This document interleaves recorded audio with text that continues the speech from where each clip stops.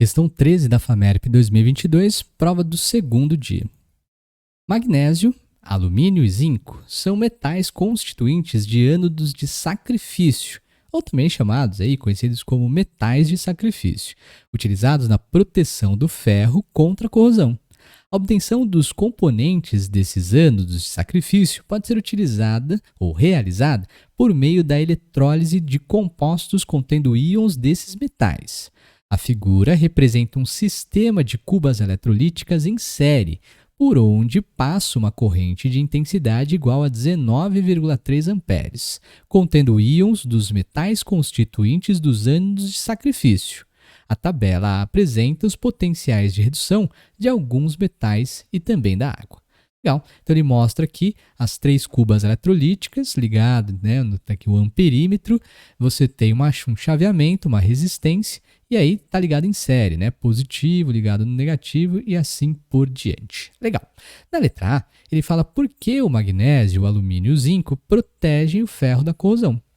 A gente sabe que toda vez que ele utiliza, ou ele está falando especificamente, deixa eu jogar aqui nossa luzinha mais para cima, toda vez que ele fala de um metal, que é um metal de sacrifício, ou como ele está falando aí para a gente, um ânodo de sacrifício, esse nosso metal ele precisa ter um potencial de redução menor em relação aí ao metal que ele quer proteger. Então, o potencial padrão de redução do metal, certo? Metal aqui de sacrifício, ele precisa ser menor em relação ao potencial padrão de redução do metal que vai ser ali protegido, beleza? Então, metal que é protegido. Legal. Se a gente notar bem, o potencial padrão de redução do ferro 2 para ferro 0 é menos 0,44.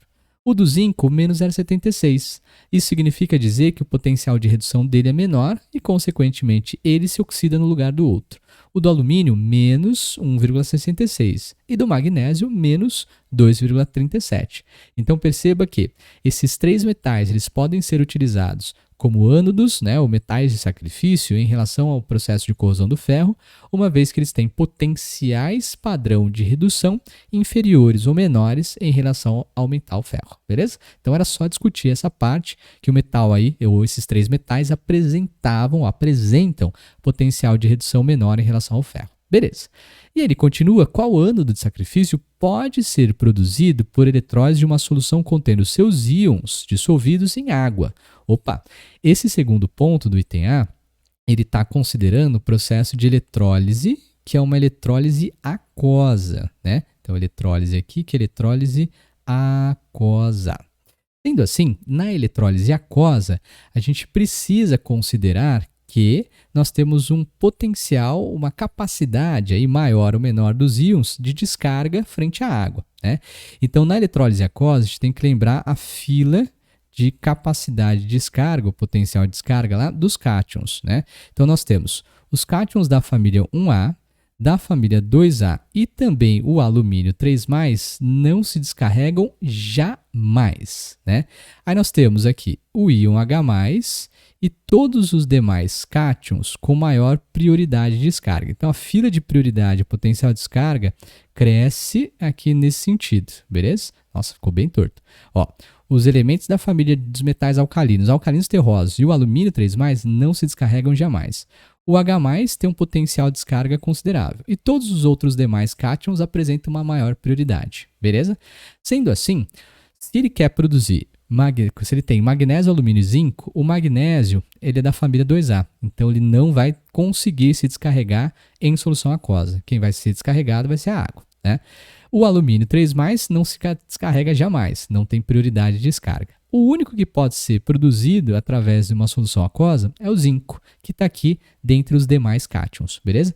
Então, numa eletrólise aquosa desses metais, o zinco aqui, é o único metal que pode ser produzido. Então, o zinco pode aí ser produzido por eletrólise aquosa. Beleza? Por aí, eletrólise aquosa. Aí ele poderia, como ele não pediu justificativa, a gente poderia até justificar falando que o zinco tem maior prioridade de descarga frente à água. Tudo bem? Beleza? Então, nesse item aqui, o que a gente precisava lembrar era a capacidade, a prioridade de descarga de cátions frente aí à solução aquosa. Beleza. Vamos para o item B.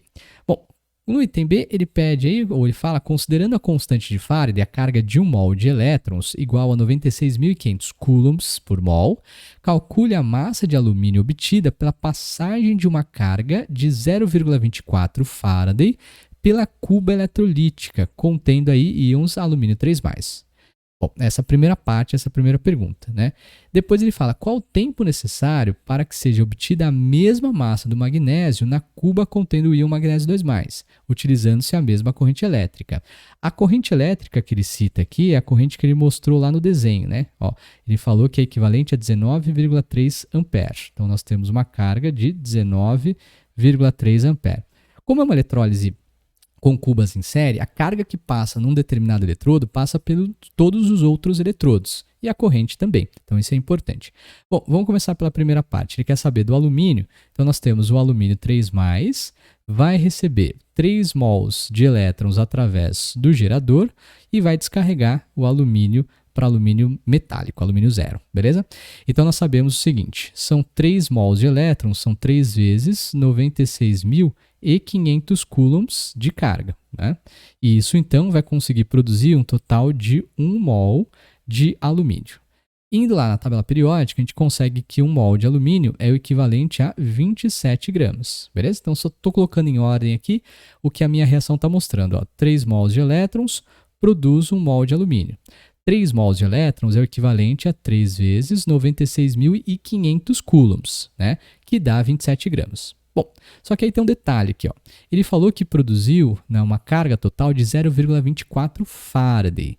E é muito comum a gente acabar esquecendo que quando a gente fala de 96.500 coulombs, que é a carga de 1 mol de elétron, a gente pode falar que é o equivalente a 1 Faraday. Né?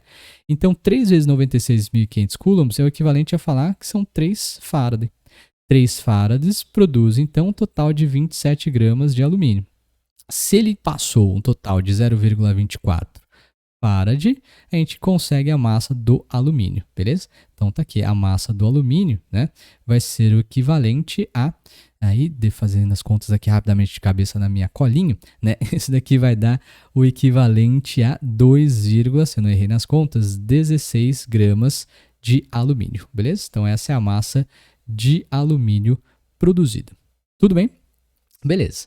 Agora ele quer saber, então, qual o tempo necessário para que seja obtida a mesma massa de magnésio na cuba, né, contendo magnésio 2+, claro, utilizando a mesma corrente elétrica. Beleza? Então, vamos lá.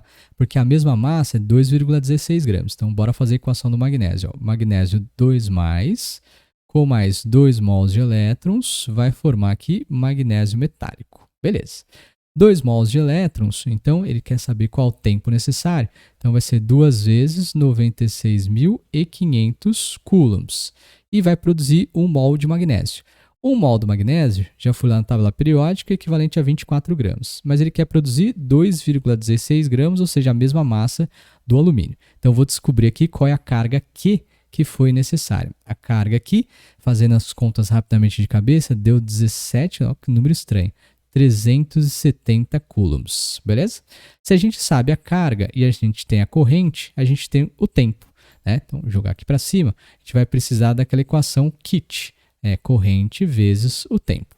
Então, nós temos a carga 17.370, a corrente 19,3 coulombs, é isso mesmo? A corrente lá, 19,3 coulombs, é proporcional, beleza?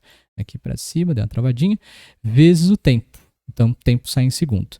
O tempo aqui, fazendo as contas, vai dar equivalente a... Lógico que as contas são bem chatas, mas vai dar o equivalente a 900 segundos. Beleza?